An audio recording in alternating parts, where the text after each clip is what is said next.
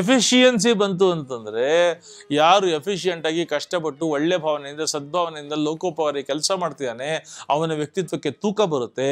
ತೂಕ ಬರೋದನ್ನ ಐರಾವತ ಅಷ್ಟದಿಗ್ಗಜಗಳು ಅಂತ ಕರೆದ್ರು. ಅದು ವ್ಯಕ್ತಿತ್ವಕ್ಕೆ ತೂಕ ಬರುತ್ತೆ. ಅದಾದ ಮೇಲೆ he will be shining star, he will be a glittering light, he will be delight. ಕೌಸ್ತುಭಧಾರಿ ಆಗ್ತಾನವ, ಗ್ಲಿಟರಿಂಗ್. ಅದಾದ ನಂತರದಲ್ಲಿ ಇಷ್ಟೆಲ್ಲ ಕಷ್ಟಪಟ್ಟು ಹಗಲು ರಾತ್ರಿ ಒಳ್ಳೆ ಭಾವನೆಯಿಂದ ದುಡಿದು hard work, effectiveness, efficiency, excellence ದುಡಿತಾ ಇಷ್ಟು ಮಾಡಿದ್ರೆ ಏನು ಬರುತ್ತೆ? ಲಕ್ಷ್ಮಿ ಬರ್ತಾಳೆ. ಲಕ್ಷ್ಮಿ ಬರ್ತಾಳೆ. ಲಕ್ಷ್ಮಿ ಬಂದು ತಕ್ಷಣ ಆಹ್ಲಾದ, ಚಂದ್ರ, ತಂಪು, ಕೂಲ್ನೆಸ್, ಕಾಮ್ನೆಸ್, ಹ್ಯಾಪಿನೆಸ್ ಬರುತ್ತೆ. ದುಡ್ಡು ಬಂತು ಅಂತಂದ್ರೆ ಸೈಡ್ ಅಟ್ರಾಕ್ಷನ್ ಜಾಸ್ತಿ ಆಗುತ್ತೆ, ಡೈವರ್ಷನ್ಸ್ ಜಾಸ್ತಿ ಆಗುತ್ತೆ, ಡಿವಿಯೇಷನ್ ಜಾಸ್ತಿ ಆಗುತ್ತೆ, ರಾಜಮಾರ್ಗವನ್ನು ಬಿಡ್ತಾರೆ, ಸಂಧಿಗೊಂದಿಗಳು ಹಿಡಿತಾರೆ. ಯಾಕೆಂದ್ರೆ ವಾರುಣಿ ಬರ್ತಾಳೆ. Liquor, attraction, glamour, side walking. ಆ ಕಡೆ ದೇವರು ಏನ್ ಹೇಳ್ದ, ಪರಮಾತ್ಮ ವಿಷ್ಣು ಏನ್ ಹೇಳ್ದ ದೇವತೆಗಳಿಗೆ ವಾರುಣಿ ಬಂದ ತಕ್ಷಣ? Don't ever even look at her, close your eyes. ನೋಡ್ಬೇಡ ಆ ಕಡೆ. ರಾಕ್ಷಸರು ಬಂದು ಎತ್ಕೊಂಡು ಹೋದ್ರು ಅವಳನ್ನ. ಹಾಗೆ ದುಡ್ಡು ಬರಲಿ, ಕಾಸು ಬರಲಿ, ಶ್ರೀಮಂತಿಕೆ ಬರಲಿ, ಏನೇ ಬರಲಿ, ವಿನಯದಿಂದ ಪರಮಾತ್ಮನ ಸ್ಮರಣೆ ಮಾಡಿಕೊಂಡು ಕೆಟ್ಟ ಚಾಳಿಗಳಿಗೆ ಬೀಳದೆ ಯಾರು ಬದುಕಿನಲ್ಲಿ ಸಾಧನ ಮಾರ್ಗದಲ್ಲಿ ಇರ್ತಾರೋ ಅವರಿಗೆ ಏನು ಬರುತ್ತೆ ಅಂತಂದರೆ, ಒಂದು ಕಡೆ ಧನ್ವಂತರಿ, ಇನ್ನೊಂದು ಕಡೆ ಅಮೃತ, ಒಂದು ಕಡೆ ಆರೋಗ್ಯ, ಒಂದು ಕಡೆ ಆಯುಷ್ಯ. ಇಷ್ಟಾಗಬೇಕು ಅಂತಂದ್ರೆ ಹೇಗಾಗುತ್ತೆ ರೀ ಅಂದರೆ, ನಿನ್ನ ಹೃದಯ ಸಮುದ್ರದಲ್ಲಿ ಆಧಾರವಾಗಿ, ಕೂರ್ಮಾಧಾರನಾಗಿ, ಮೂಲಾಧಾರವಾಗಿ ಪರಮಾತ್ಮನ ಕರಿಬೇಕು, ಕೂಡಿಸ್ಕೋಬೇಕು, ದೈವ ಬೇಕು. ಅವನೇ ಕೂರ್ಮಾಧಾರನಾಗಿ ಬಂದು ಇಡೀ ಮಂಥನ ಮಾಡಿಸತಕ್ಕಂಥವನು. ದೇವರನ್ನ ಕರಿಬೇಕು, ಒಳಗ ಬಾಪ ಅನ್ಬೇಕು, ಅವನು ಕೂತ್ಕೋಬೇಕು. He should be the foundation, he should be the base, and he should be the basis, and he should be there.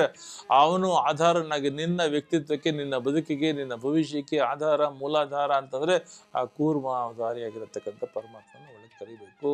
ಹೃದಯ ಸಮುದ್ರ ಮಾಡ್ಕೋಬೇಕು, ವಿಷವನ್ನು ಆಚೆಗೆ ಹಾಕ್ಕೋಬೇಕು. ಕಡೆಗೆ ಅಮೃತ ಸಿದ್ಧಿ ಯೋಗ ಬರುತ್ತೆ.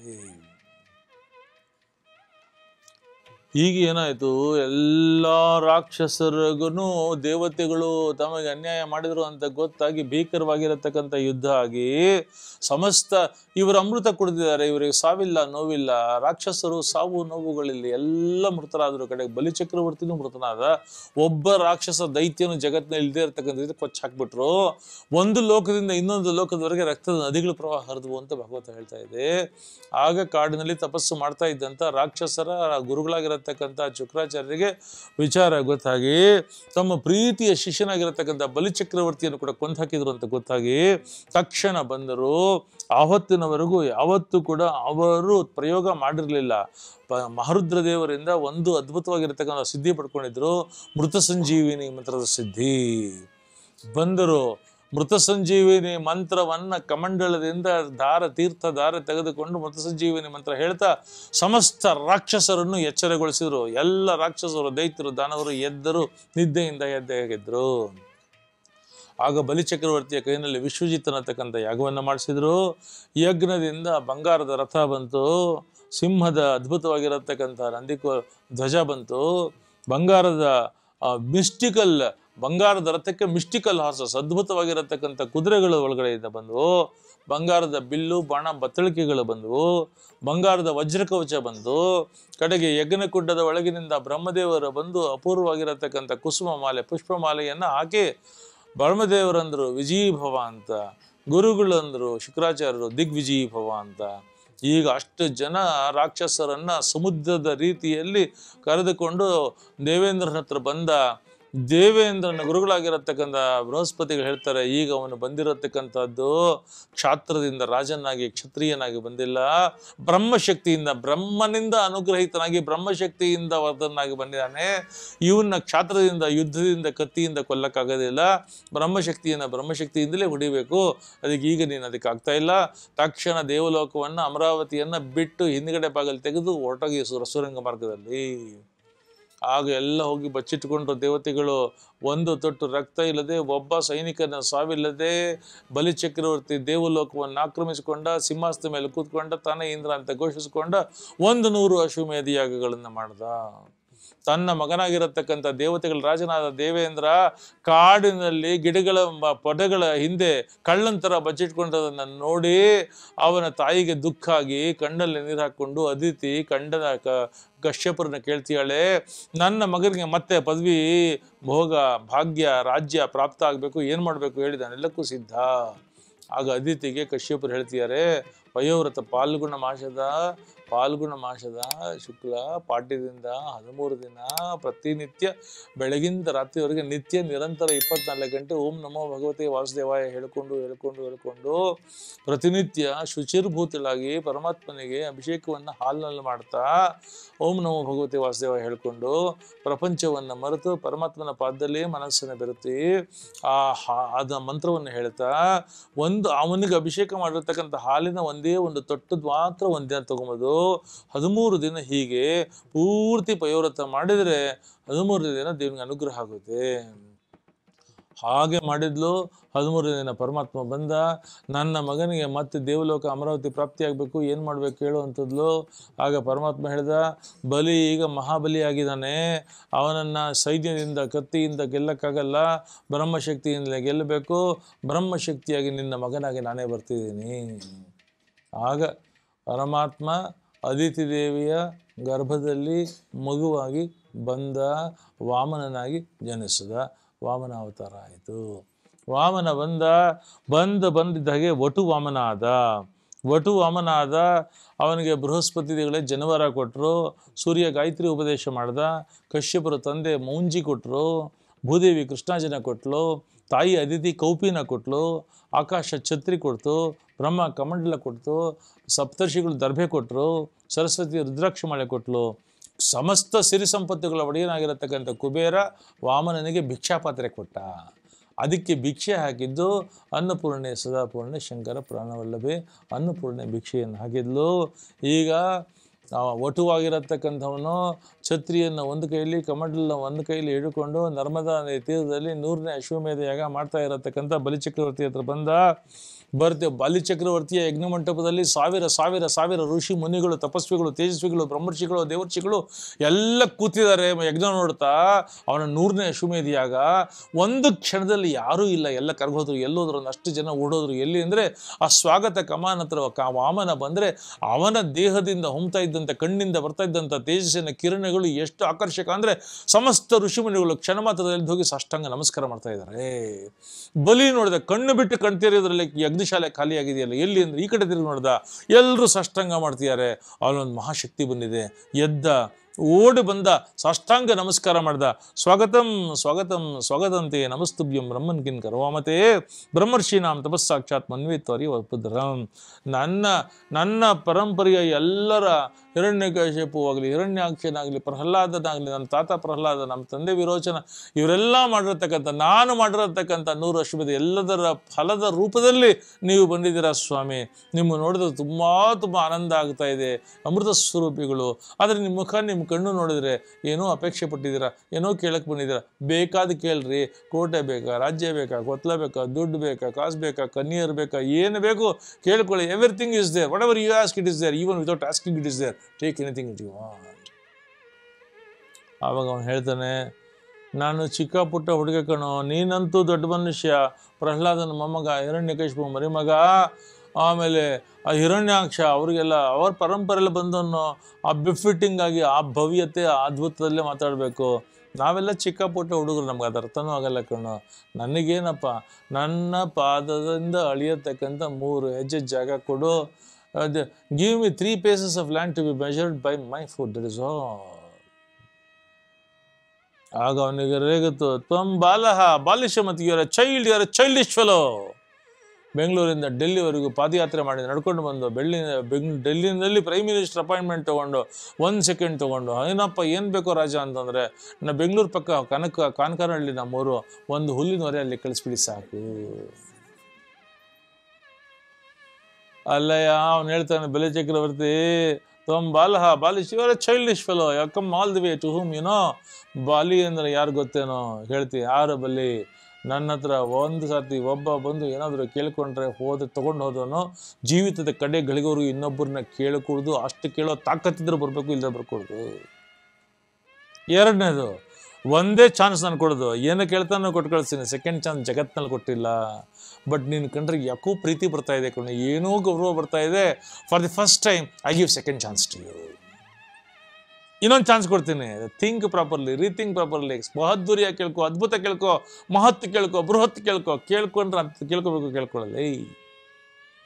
ಆಗ ವಾಮನ ಹೇಳ್ತಾನೆ, ಚಿಕ್ಕ ಪುಟ್ಟ ಹುಡುಗ ನಾನು, ನಿನ್ನ ಲೆವೆಲ್ಗೆ ಅದು ಕರೆಕ್ಟು, ನನ್ನ ಲೆವೆಲ್ಗೆ, ನನ್ನ ಪಾದದಿಂದ 3 ಹೆಜ್ಜೆಯಿಂದ ಅಳಿಯತಕ್ಕಂಥ ಸ್ಥಳ ನೀನು ಕೊಡಬೇಕು. ಕೊಡೋಕ್ಕಾದ್ರೂ ಕೊಡು, ಇಲ್ಲಾಂದ್ರೆ ಹೋಗ್ತೀನಿ, ನನಗೇನು ಬೇಡ. ಆಯಿತು, ಯೋಜನೆ ಕಾಮನ್ ಸೆನ್ಸ್ ಇಲ್ಲ, ಜನರಲ್ ನಾಲೆಡ್ಜ್ ಇಲ್ಲ, ನಾನೇನು ಮಾಡಲಿ, ಬಾರೆ ಅಂತ ವಿದ್ಯಾವಳಿನ ಕರೆದ, ಸಂಕಲ್ಪ ಮಾಡ್ತೀನಿ ಕೊಡು ಅಂತಂದ. ಗುರುಗಳು ಬಂದರು, ಕೊಡಬೇಡ ಕಣೋ, ಅವನು ಯಾರು ಅಂತಿದ್ಯಾ, ಮಹಾವಿಷ್ಣು ಸರ್ವನಾಶ ಮಾಡೋಕ್ಕೆ ಬಂದಿದ್ದಾನೆ. ಆಗ ಬಲಿ ಹೇಳ್ತಾನೆ, ಈ ಮಾತು ನೀವು ಹೇಳದೆ ಹೋಗಿದ್ದರೆ ಕೊಡ್ತಾ ಇರಲಿಲ್ವೋ ಏನೋ, ಫೈನಲ್ ಥಾಟ್ಸ್ ಕೊಡ್ತಾ ಇದ್ದಾನೋ, ಈಗ ಹೇಳ್ಬಿಟ್ಟಿದ್ದೀರ ನೀವು, ಕೊಟ್ಟೇ ಕೊಡ್ತೀನಿ. ಅಲ್ರಿ, ಜಗತ್ತು ಸೃಷ್ಟಿಯಾದಿಂದ ಇಲ್ಲಿವರೆಗೂ ಪ್ರಪಂಚದಲ್ಲಿ ಎಲ್ಲರ ಕೈಯ ದೇವರ ಮುಂದೆ ಹೀಗೆ ಭಿಕ್ಷೆ ಬೇಡ್ತಾ ನಿಂತಿರುತ್ತೆ. ಪರಮಾತ್ಮನ ಕೈ ಹೀಗೆ ಯಾವಾಗಲೂ ಇರುತ್ತೆ. For the first time in the history of the universe ಪರಮಾತ್ಮನ ಕೈ ಹೀಗೆ ಬಂದಿದೆ, ನನ್ನ ಕೈ ಹೀಗಿದೆ. ಬಿಡ್ತೀನ ಈ ಗೋಲ್ಡನ್ ಆಪರ್ಚುನಿಟಿ? ನಾನು ಕೊಟ್ಟೇ ಕೊಡ್ತೀನಿ. ಸರ್ವನಾಶ ಆಗುತ್ತೆ ನಿಂದು ಕೊಟ್ಟು ನನ್ನ ಮಾತು ಕೇಳಲಿಲ್ಲ ಅಂದರೆ ಗುರುಗಳು ಹೇಳ್ತಾನೆ, ನಿಮ್ಮ ಶಾಪ ನಿಜ ಮಾಡೋದಕ್ಕೆ ಬಂದು ನಿಂತಿ ಅನ್ನೋದ ನೋಡ್ರಿ. ಆಗ ಸಂಕಲ್ಪ ಮಾಡಿ ಕೊಟ್ಟರು. ನೀರು ಹಾಕು ಅಂದ. ಹೆಂಡತಿಗೆ ವಿಂಧ್ಯಾವಳಿ ನೀರು ಹಾಕಿದ್ಲು. ಧಾರಾಪೂರ್ವಕವಾಗಿ ಆಯಿತು, ಕೊಟ್ಟಿದ್ದೀನಪ್ಪ ನಿನಗೆ ಅಂದ. ಬಲಿ ಈಗ ವಾಮನ ರೇಗದ, ನಾಟಕ ಆಡ್ಬೇಡ ನನ್ನ ಹತ್ರ. ಏನು? ಸಬ್ ರಿಜಿಸ್ಟ್ರಾರ್ ಆಫೀಸಿಗೆ ಕರ್ಕೊಂಡೋಗಿ ದುಡ್ಡೆಲ್ಲ ತೊಗೊಂಡ್ಬಿಟ್ಟು ಸೈನ್ ಮಾಡಿ ಪೇಪರ್ ಕೊಟ್ಬಿಟ್ಟು, ಸೈಟ್ ಕೊಟ್ಟಿದ್ದೀನಿ ಹೋಗು ಅಂತಂದರೆ, ಪೇಪರ ಸೈಟು ಎಲ್ಲಿದೆ? Site, site is the site, not the paper. Show me the place, show me the 3 places of the land where are to measure. Bali ನಕ್ಕು ನಗುತ್ತಾನೆ. ಅಖಂಡ ಭೂಮಂಡಲ ನಂದು ಕಣ್ಣಲ್ಲಿ, ಎಲ್ಲಾದರೂ ಎಳ್ಕೊ ಹೋಗೋ. ಎಲ್ಲಿ? ಅಖಂಡ ಭೂಮಂಡಲ ನಂದು ಕಣ್ಣಲ್ಲಿ, ಎಲ್ಲಿ ಬೇಕಾದ್ರೂ ಎಳ್ಕೊ ಹೋಗೋ. ಯಾರಿಗೆ? ವಾಮನನಿಗೆ ಬಲಿ ಹೇಳಿದ್ರು. ಅಖಂಡ ಭೂಮಂಡಲ ನಿಂದ? ಹೌದಪ್ಪ. ಒಂದೇ ಕ್ಷಣಪ್ಪ. ಹೇಗೆ ಬೆಳೆದ ವಾಮನ ಬೆಳೆದ ಅಂದ್ರೆ ಅಂತರಿಕ್ಷ ಲೋಕ, ದ್ವಿಲೋಕ, ದೇವಲೋಕ, ಆ ಸತ್ಯಲೋಕ, ಜನಲೋಕ, ತಪೋಲೋಕ ಹೋಗಿ ಕಡೆಗೆ ಬ್ರಹ್ಮದೇವರ ಲೋಕ ಸತ್ಯಲೋಕಕ್ಕೆ ಬಂದು, ಆ ಸತ್ಯಲೋಕದ ಕಾಂಪೌಂಡ್ ವಾಲ್ ಬ್ರಹ್ಮಾಂಡ ಕಟಾಕಿ ಅವನ ಪಾದ ಬಂದು ಮೀಟಿದ ತಕ್ಷಣ ಬ್ರಹ್ಮಾಂಡ ಕಟಾಕ ಹೊಡ್ಕೊಂಡು ಅದರೊಳಗಿನ ನೀರು ಬಂದು, ಬ್ರಹ್ಮದೇವರು ಸತ್ಯಲೋಕದ ದೊರೆ ಬಂದು ಕಮಂಡಲದ ನೀರು ತಗೊಂಡು ಪರಮಾತ್ಮನ ಪಾದ ಇಲ್ಲಿಗೆ ಬಂದಿದೆ ಅಂತ ಪಾದ ಪೂಜೆ ಮಾಡಿದಾಗ ಆ ನೀರು ಹರಿಕೊಂಡು ಎಲ್ಲಾ ಲೋಕಗಳಿಗೆ ಬಂದು ಕಡೆಗೆ ದೇವಲೋಕಕ್ಕೆ ಬಂದಾಗ ದೇವೇಂದ್ರಾದಿಗಳು ನಮಸ್ಕಾರ ಮಾಡಿ ದೇವಗಂಗೆ ಇಲ್ಲಿ ಇರಮ್ಮ ಅಂತಂದಾಗ, ಮುಂದೆ ಭಗೀರಥ ಭೂಮಿಯಿಂದ ಹೋಗಿ ತಪಸ್ಸು ಮಾಡಿ ಅವಳನ್ನ ಭೂಮಿ ಕರ್ಕೊಂಡ್ಬಂದ ಗಂಗಾ ನದಿ ಆಗಿರತಕ್ಕಂಥದ್ದು. ಅದ್ರ ಮೂಲ ಅದು. ಆಗ ಒಂದು ಹೆಜ್ಜೆಯಿಂದ, ಬಲಗಾಲಿನ ಒಂದು ಹೆಜ್ಜೆಯಿಂದ ಅಖಂಡ ಭೂಮಂಡಲವನ್ನು ಅಳ್ಕೊಂಡು ಕೂತ್ಕೊಂಡ. ಇನ್ನೊಂದು ಹೆಜ್ಜೆಯಿಂದ ಎಲ್ಲಾ ಮೇಲ್ಗಡೆ ಲೋಕಗಳನ್ನ ಅಳ್ಕೊಂಡ. ಹೇಗೆ ಮೇಲಕ್ಕೆ ಹೋದ್ನೋ ತ್ರಿವಿಕ್ರಮ, ಹಾಗೇ ಇಳಿದು ವಾಮನ ಆದ. ಬಲಿ 2 ಹೆಜ್ಜೆ ಮೆಷರ್ಮೆಂಟ್ ಮುಗೀತು. Show me the place for the 3rd place. 3ನೇ ಹೆಜ್ಜೆ ಎಳ್ಕೋಬೇಕು, ಜಾಗ ತೋರಿಸೋ ರಾಜ. ಬಲಿ ಹೆಂಡತಿ ಅಳ್ಳುತ್ತಾಳೆ, ಎಂಥ ದುಬಾರಿ ಮಾತಾಡ್ಬಿಟ್ರಿ, ಅಖಂಡ ಭೂಮಂಡಲ ನಂದು ಅಂತಂದ್ರಿ. ನಾವು ಬರುವಾಗ ಬರೀ ಕೈಯಲ್ಲಿ ಬಂದ್ವಿ, ಬರುವಾಗ ಬರೀ ಮೈಯಲ್ಲಿ ಬಂದ್ವಿ, ನಂದು ಅಂತ ಹೊಡ್ಕೊಂಡು ಕೋಟಿ ಜನ ಹೊರಟೋದ್ರು. ಅವನ ಮುಂದೆ ಈ ಮಾತು ಆಡ್ಬಿಟ್ರಲ್ರಿ, ಎಂಥ ಅನ್ಯಾಯ. 3ನೇ ಹೆಜ್ಜೆ ಅವನಿಡಕ್ಕೆ ಜಾಗ ತೋರ್ಸಕ್ಕೆ ಯೋಗ್ಯತೆ ಇಲ್ಲ ಸ್ಥಿತಿಗೆ ಬಂದೋದ್ವಿ ನಾವು. ಆಗ ಪ್ರಹ್ಲಾದ ಅಲ್ಲಿಗೆ ಬರ್ತಾನೆ.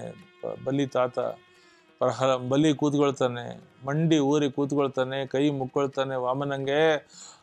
ವಾಮನ 3ನೇ ಹೆಜ್ಜೆಗೂ ಜಾಗ ಇದೆ ಕಣೋ. they were shocked and they were stunned. Where is the place? The whole universe is undertaken by him. 3ನೇ ಹೆಜ್ಜೆಗೂ ಜಾಗ ಇದೆ ಕಣೋ. ಎಲ್ಲಿ ಜಾಗ? ಸರಿಯಾಗಿ ಜಾಗ ತೋರಿಸ್ಲಿಲ್ಲ ಅಂದ್ರೆ ಗರುಡನ ಕರೆಸಿ ಗರುಡ ಪಾಶ ಹಾಕಿ ಪಾತಾಳ ಲೋಕಕ್ಕೆ ತುಳಿದು ಬಿಡ್ತೀನಿ ನಿನ್ನ. So show me the place. ಆಗ ಬಲಿ ಹೇಳ್ತಾನೆ, ನನ್ನ ತಲೆ ಇದು 3ನೇ ಹೆಜ್ಜೆ ಜಾಗ, ಇಲ್ಲಿ ಕಾಲಿಟ್ಬಿಡು, ಇಲ್ಲಿ ಕಾಲಿಟ್ಬಿಡು. ಒಳಗೆ ಇಳಿದು ಬಿಡು, ಅಲ್ಲೇ ಉಳಿದು ಬಿಡು ಕಣ, ಹೊರಗೆ ಹೋಗ್ಬೇಡ. ಪ್ರಹ್ಲಾದ ಕಣ್ಣಲ್ಲಿ ನೀರು ಹಾಕೊಳ್ತಾನೆ. ಸಾವಿರಾರು ವರ್ಷ ಋಷಿಗಳು ಮುನಿಗಳು ಒಂಟ್ಕಾಲ್ನಲ್ಲಿ ಕಾಡಿನಲ್ಲಿ ತಪಸ್ಸು ಮಾಡ್ತಾ ಒಂದು ಕ್ಷಣ ನಿನ್ನ ದರ್ಶನ ಆದ ಸಾಕು, ಸಾಕ್ಷಾತ್ಕಾರ ಸಾಕು ಕಾಯ್ತಾ ಇದ್ದಾರೆ. ಇವತ್ತಿನವರೆಗೂ ಅವ್ರಿಗಾಗಿಲ್ಲ. ನಾನು ಹಿರಣ್ಯಕಶಿಪುನಂತ ಕೆಟ್ಟ ರಾಕ್ಷಸನ ಮಗ, ಇವನು ರಾಕ್ಷಸನ ಮೊಮ್ಮಗ. ನಮ್ಮಂತ ಇಬ್ಬರು ರಾಕ್ಷಸರಿಗೆ 2 ಅವತಾರ ತಗೊಂಡು ಬಂದಿದ್ಯಲ್ಲೋ, ಏನು ಕರುಣಾನಿಧಿಯೋ, ಏನು ಕೃಪಾಳುನೋ, ಏನು ಭಕ್ತವತ್ಸಲನೋ ಸ್ವಾಮಿ. ಆಗ ಬ್ರಹ್ಮದೇವರು ಹೇಳ್ತಾರೆ, ಇವನು ಬಲಿ ಚಕ್ರವರ್ತಿ ಮಹಾಬಲಿ, ಅವನು ಎಲ್ಲ ದಾನ ಮಾಡ್ದ, ಸಮಸ್ತವೂ ದಾನ ಕೊಡ್ದ, ಅವನಿಗೆ ಯಾಕೆ ಈ ಶಿಕ್ಷೆ ಕೊಟ್ಟು ಎಲ್ಲ ಕಿತ್ಕೊಂಡ್ಬಿಟ್ಟಿ ನೀನು ಅಂತ ಕೇಳ್ತಾನೆ. ಆಗ ಪರಮಾತ್ಮ ಹೇಳ್ತಾನೆ, ಯಸ್ಯದನುಗ್ರಹಂ ಇಚ್ಛಾಮಿ ತಸ್ಯ ವಿತ್ತಂ ಹರಾಮಿಹಂ. ಯಾರನ್ನಾದರೂ ಪ್ರಪಂಚದಲ್ಲಿ ನಾನು ಪರಮಾನುಗ್ರಹ ಮಾಡಿ ಮೋಕ್ಷ ದ್ವಾರಕ್ಕೆ ಕರ್ಕೊಂಡು ಹೋಗ್ಬೇಕು ಅಂತ ಅನ್ನಿಸಿದ್ರೆ ಮೊಟ್ಟ ಮೊದಲು ನಾನು ಮಾಡೋದು ಅವನ ಸಕಲ ಸಿರಿ ಸಂಪತ್ತನ್ನ ಭೋಗ ಭಾಗ್ಯಗಳನ್ನ ಕಿತ್ಕೊಳ್ತೀನಿ. ಯಸ್ಯದನುಗ್ರಹ ಇಚ್ಛಾಮಿ ತಸ್ಯ ವಿತ್ತ. ದುಡ್ಡು ಕಿತ್ಕೊಳ್ತೀನಿ. ದುಡ್ಡಿರೋವರೆಗೂ ಅಹಂಕಾರ, ಅಧಿಕಾರ, ಅಂತಸ್ತು, ದರ್ಪ, ಢಂಬ, ದುಡ್ಡು ಕಿತ್ಕೊಂಡ್ಬಿಡ್ತೀನಿ, ಅವನಿಗೆ ಅನುಗ್ರಹ ಮಾಡ್ತೀನಿ ಅನ್ನತಕ್ಕಂಥ ಮಾತನ್ನ ಹೇಳ್ತಾ ಇದ್ದಾರೆ. ಒಂದೇ ಭಾಗವತ ಅನೇಕ ಕಥೆಗಳನ್ನು ಹೇಳ್ತಾ ಇದೆ. ಹೇಳಿ ಸೌಭರಿ ಋಷಿಯ ಒಂದೇ ಒಂದು ವೃತ್ತಾಂತವನ್ನು ಹೇಳಿ, ಯಮುನಾ ನದಿ ದಡದಲ್ಲಿ ಸಾಧಕನೊಬ್ಬ ತಪಸ್ಸಿಗೆ ಕೂತಿದ್ದಾನೆ. ಮಣಿ ಇದೆ ಇರತಕ್ಕಂಥ ಮನಸ್ಸು, ಸಾಧಿಸತಕ್ಕಂಥ ಛಲ, ಅನ್ಯಾಯಕ್ಕೆ ಅಧರ್ಮಕ್ಕೆ ಯಾವತ್ತೂ ಮನಸ್ಸು ಕೊಡದೇ ಇರತಕ್ಕಂಥ ಬುದ್ಧಿ, ಸತ್ಯ ಧರ್ಮಗಳ ಕಡೆ ನೇರವಾಗಿ ನಡೆಯತಕ್ಕಂಥ ನಿಶ್ಚಲತೆ, ಪರಮಾತ್ಮನ ಹಂಬಲ ಮತ್ತು ಕಾತುರದಲ್ಲಿ ತಳಮಳಿಸ್ತಾ ಇರತಕ್ಕಂತಹ ಮನಸ್ಸು, ಇದನ್ನು ಇಟ್ಟುಕೊಂಡು ಆ ಋಷಿ ತಪಸ್ಸು ಮಾಡ್ತಾ ಇದ್ದಾನೆ ಸೌಭರಿ ಅಂತ. ಜೀವಮಾನ ಪೂರ್ತಿ ತಪಸ್ಸು ಮಾಡಿ ಹಣ್ಣು ಮುದುಕಾಗಿದ್ದಾನೆ, ಅಶರೀರವಾಣಿ ಆಗ್ತಾ ಇದೆ.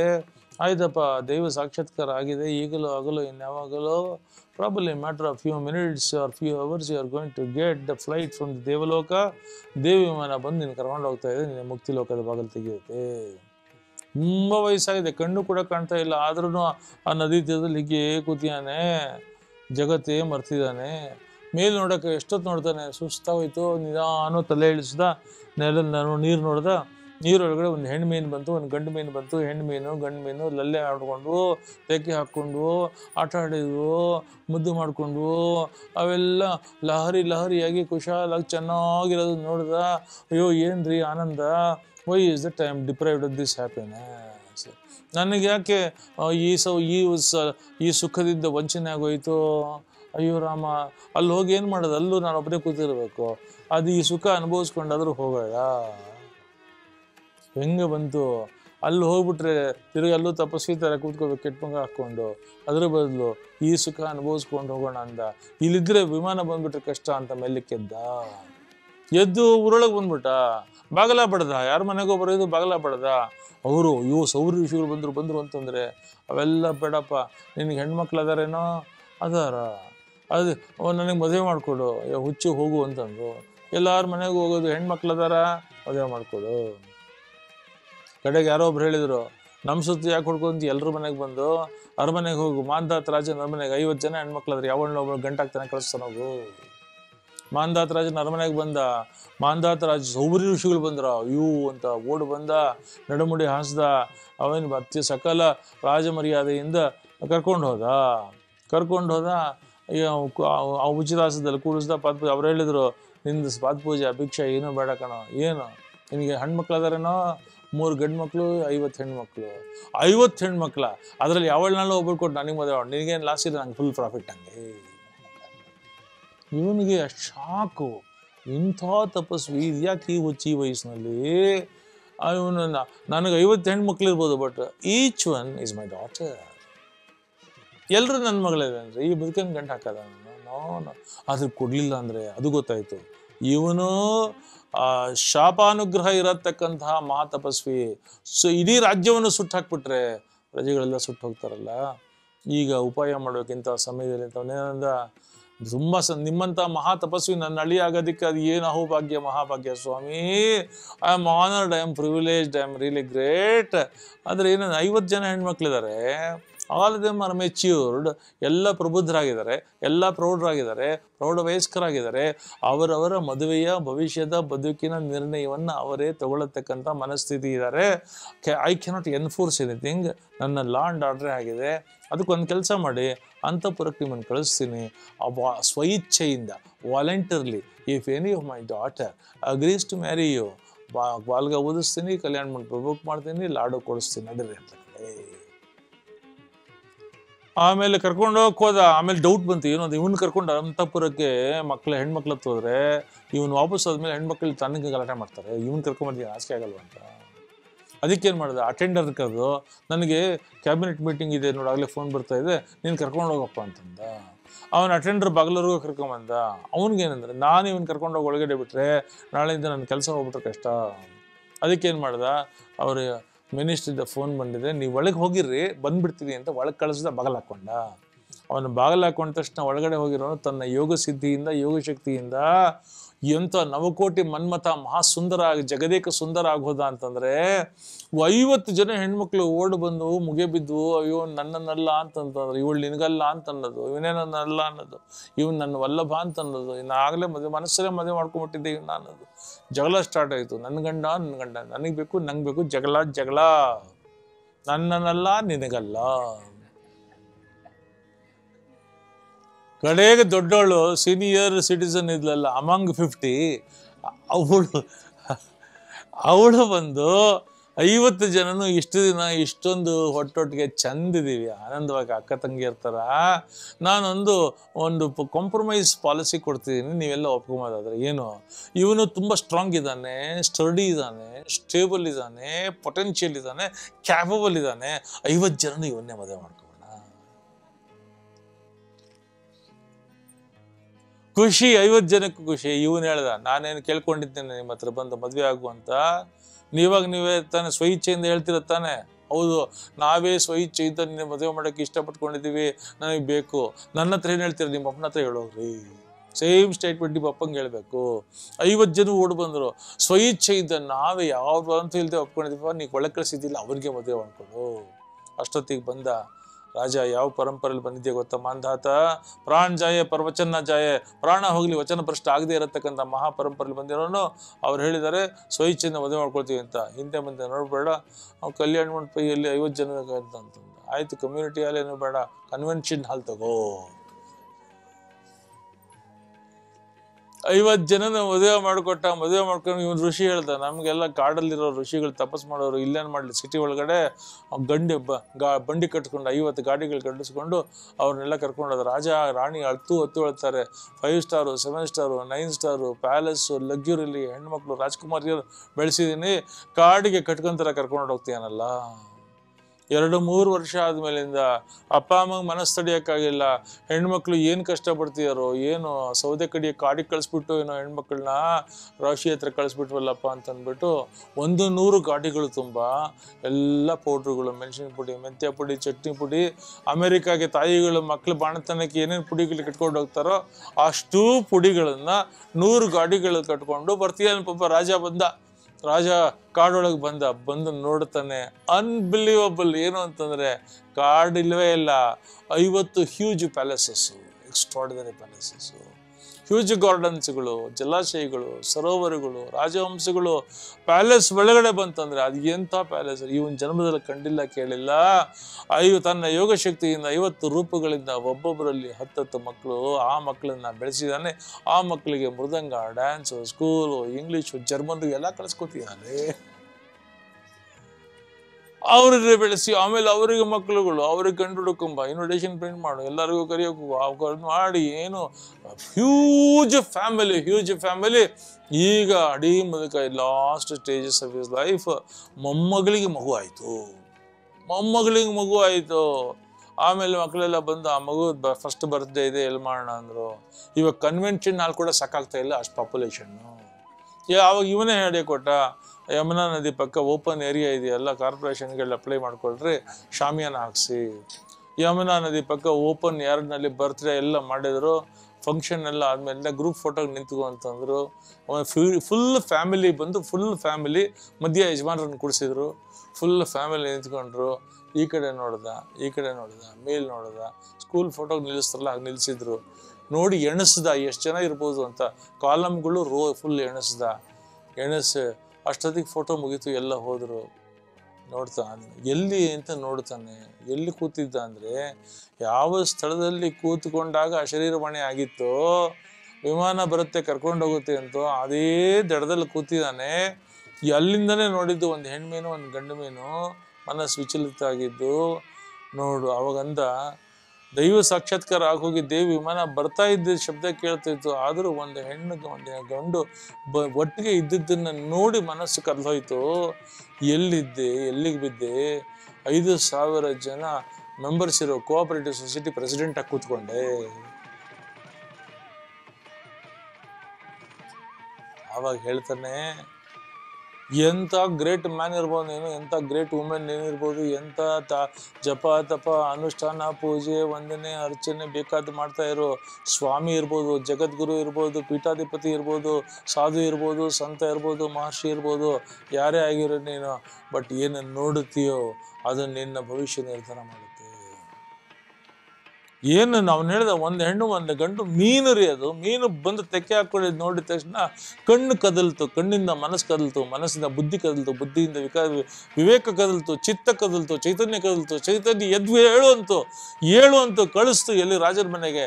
ನಾಚಿಕೆ ಲಜ್ಜೆ ಸಂಕೋಚ ಎಲ್ಲ ಬಿಟ್ಟು ರಾಜನ ಕೇಳೋ ಅವನ ಮಗಳನ್ನ ಅಂತಂದು, whatever you see that becomes your thought world, and whatever is your thought world you think only about that. Whatever you think you speak only about that. Whatever you speak you start doing it, and whatever you do you tend to repeat it. Whatever you repeat it becomes your habit. What becomes your habit, it becomes your character. What becomes your character, that will be your nature. What is your nature, that will be your future. ಏನು ನೋಡುತ್ತೀಯ, ನೋಡಿದ್ದು ಚಿಂತನೆ ಆಗ್ತದೆ, ಚಿಂತನೆ ಮಾತಾಗ್ತದೆ, ಮಾತು ಕೃತಿ ಆಗ್ತದೆ, ಕೃತಿ ಜೀವನದ ಶ್ರುತಿ ಆಗ್ತದೆ ರಾಜ. ಅದಕ್ಕೆ ಒಳ್ಳೇದನ್ನ ನೋಡ್ಬೇಕು, ಒಳ್ಳೇದನ್ನ ಕೇಳಬೇಕು, ಒಳ್ಳೇದನ್ನ ನೋಡ್ಬೇಕು. ಮಕ್ಕಳಿಗೆ TV 1 hour ನೋಡಿಸಿದ್ರೆ ಏನಾಗೋಗುತ್ತೆ? ಏನನ್ನು ನೋಡುತ್ತಾರೋ ಅದೇ ಆಗುತ್ತಾರೆ. whatever they see they are going to become that. ಇವಾಗ ಏನು ಬರುತ್ತೆ ಟಿವಿನಲ್ಲಿ 90% ಅದು ಪ್ರೋಗ್ರಾಮ್ ಕಂಟೆಂಟ್ಸ್ಗಳು ನೀವು ನೋಡಿ ಏನು ಬರುತ್ತೆ ಅಂತ. ಮಕ್ಕಳು ಅದನ್ನು ನೋಡ್ತಾರೆ, ಏನಾಗ್ತಾರೆ ಅಂತ ನಿಮಗೆ ಗೊತ್ತಾಗುತ್ತೆ. ಇವತ್ತು ಪ್ರಪಂಚದಲ್ಲೆಲ್ಲ ಯಾಕೆ ಈ ಭಯೋತ್ಪಾದನೆಗಳು? ಎಲ್ಲ ಕಡೆ ಕೋಪ, ಕ್ರೋಧ, ದೆಳ್ಳುರಿ, ದಾವಾಗ್ನಿ, ಭಯೋತ್ಪಾದನೆ, ಒಂದು ಹ್ಯೂಮನ್ avalanche ಸ್ಟಾರ್ಟ್ ಆಗೋಗಿದೆ. Because whatever they are seeing they are enacting that. ಈಗ ಶುಕಮಹಾಮನಿಗಳು ಪರೀಕ್ಷಿತ್ ರಾಜನಿಗೆ ಎಲ್ಲ ಕಥೆಗಳನ್ನು ಹೇಳ್ತಾ, ಯಾದವರು ಅಂತ ಇದ್ರಪ್ಪ, ಯಾದವರಲ್ಲಿ ಅಂಧಕ ಅಂತ ಒಬ್ಬ ರಾಜ ಇದ್ದ, ಅವನ ಮಗ ಅಮುಕ ಅಂತ ಇದ್ದ, ಅವನ ಮಕ್ಕಳು ದೇವಕ, ಉಗ್ರಸೇನ ಅಂತ. ದೇವಕನಿಗೆ ದೇವೆಲ್ಲ ಮುಂತಾಗಿರತಕ್ಕಂತಹ ದೇವಕಿ ಮುಂತಾಗಿರತಕ್ಕಂಥ ಗಂಡು ಮಕ್ಕಳು ಹೆಣ್ಣು ಮಕ್ಕಳು. ಉಗ್ರಸೇನಿಗೆ ಕಂಸ ಮುಂತಾಗಿರತಕ್ಕಂಥ 9 ಜನ ಗಂಡು ಮಕ್ಕಳು, ಕಂಸೆ ಮುಂತಾಗಿರತಕ್ಕಂಥ 5 ಜನ ಹೆಣ್ಮಕ್ಳು. ಹೀಗಿರುವಾಗ ದೇವಕನ ಮಗಳಾಗಿರತಕ್ಕಂಥ ದೇವಕಿಯನ್ನ ವಸುದೇವನಿಗೆ ಕೊಟ್ಟು ಮದುವೆ ಮಾಡ್ತಿದ್ದಾರೆ. ದೇವಕಿ ವಸುದೇವರ ಮಹಾವೈಭವದ ಮದುವೆ ಆದ ತಕ್ಷಣ ಊರಲ್ಲಿ ಮೆರವಣಿಗೆ, ಮಹಾವೈಭವದ ಮೆರವಣಿಗೆಯ ವ್ಯವಸ್ಥೆಯಲ್ಲಿ ಶಂಖ, ಬೇರಿ, ಕಹಳೆ, ನಾದ, ಅದ್ಭುತವಾಗಿರತಕ್ಕಂಥ ನಿನಾದಗಳು ದಿಕ್ಕಿನಲ್ಲೂ ದಿಕ್ಕಿನಲ್ಲೂ ಮೊಳಗುತ್ತಾ ಇದೆ. ನೂತನ ದಂಪತಿಗಳನ್ನು ಅತ್ಯಂತ ಪ್ರೀತಿಯಿಂದ ರಥವನ್ನು ಏರೋದಕ್ಕೆ ಜನ ಬರಮಾಡ್ಕೊಳ್ತಾ ಇದ್ದಾರೆ. ಎಲ್ಲ ಕಡೆ, ಈ ಕಡೆ ಉಪ್ಪರಿಗೆಯಲ್ಲಿ 1000 ಜನ, ಈ ಕಡೆ ಉಪ್ಪರಿಗೆಲ್ಲಿ 1000 ಜನ. ಎಲ್ಲರ ಕೈನಲ್ಲೂ ಹೂವುಗಳು, ಪುಷ್ಪಗಳು, ಹೂಮಾಲೆಗಳು ಎಲ್ಲ ಉಗೆ ಅಂತ ಇದ್ದಾರೆ. ಇಡೀ ರಾಜಧಾನಿ ಅವತ್ತು ಸಂಭ್ರಮದಿಂದ, ಸಡಗರದಿಂದ, ಸಂತೋಷದಿಂದ ತುಂಬಿ ತುಳುಕುತ್ತಾ ಇದೆ. ರಥಗಳೇನು, ಆನೆಗಳೇನು, ಕುದುರೆಗಳೇನು, ಬತೇರಿಗಳೇನು, ಸೇವಕರೇನು, ನೃತ್ಯ ಏನು, ಸಂಗೀತ ಏನು, ಆರ್ಕೆಸ್ಟ್ರಾ ಏನು, ಮ್ಯೂಸಿಕ್ ಏನು, ಡ್ಯಾನ್ಸ್ಗಳೇನು, ವೇದಘೋಷಗಳೇನು, ಭಜನೆಗಳೇನು. ಜನ ಆ ಕಡೆ ಮೆರವಣಿಗೆ 1 ಮೈಲಿ ಮುಂದೆ 1 ಮೈಲಿ ಹಿಂದೆ ಅಂಬಾಟಿ ಫಾರ್ಮೇಶನ್ನು. ದಿವ್ಯವಾಗಿ ಅಲಂಕರಿಸಿರತಕ್ಕಂಥ ಆ ರಥದಲ್ಲಿ ಅತಿ ಮನ್ವಂತರ ಆಗಿದ್ದು ದಂಪತಿಗಳು. ಅವರೇ ವಸುದೇವ ದೇವಕಿಯರು. ಮುಂದೆ ಇವರಲ್ಲೇ ಪರಮಾತ್ಮ ಬಂದ, ಕೃಷ್ಣನಾಗಿ ಬಂದ, ಪೂರ್ಣಾವತಾರಿಯಾಗಿ ಬಂದ, ಜಗನ್ಮೋಹಕನಾಗಿ ಬಂದ, ಪರಮ ಸುಂದರನಾಗಿ ಬಂದ, ಜಗದ್ವಿಲಕ್ಷಣನಾಗಿ ಬಂದ, ಜಗದಾಶ್ಚರ್ಯಕರನಾಗಿ ಬಂದ, ಜಗದಾನಂದಕರನಾಗಿ ಬಂದ, ಲೋಕಮೋಹಕನಾಗಿ ಬಂದ, ಜಗತ್ತನ್ನೇ ಬೆಳಗುತ್ತಾ ಇದ್ದ, ಬೆಳಕಾಗಿದ್ದ, ಬೆಳದಿಂಗಳಾಗಿದ್ದ.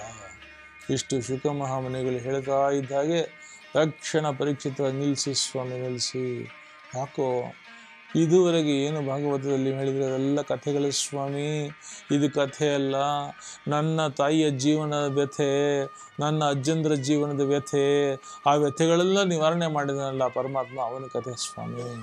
ನಾನು ಯಾವ ತಾಯಿಯ ಗರ್ಭದಲ್ಲಿ ಇದ್ದಾಗ ಅಶ್ವತ್ಥಾಮ ಬಿಟ್ಟಿರತಕ್ಕಂಥ ಅಸ್ತ್ರ ಬಂದು ನನ್ನನ್ನು ಅಲ್ಲಿ ಮೃತ್ಯುವಿಗೆ ಕರ್ಕೊಂಡು ಹೋಗ್ತಾ ಇತ್ತು, ಆಗ ನನ್ನ ತಾಯಿಯ ಗರ್ಭದ ಒಳಗೆ ಬಂದು ನನಗೆ ದರ್ಶನ ಕೊಟ್ಟು ಅದನ್ನು ನಿಶಸ್ತ್ರ ಮಾಡಿ ನನ್ನನ್ನು ಸಂರಕ್ಷಣೆ ಮಾಡಿ ನನ್ನ ಬದುಕಿಸಿರತಕ್ಕಂಥ ಮಹಾನುಭಾವನ ಕಥೆ ಸ್ವಾಮಿ.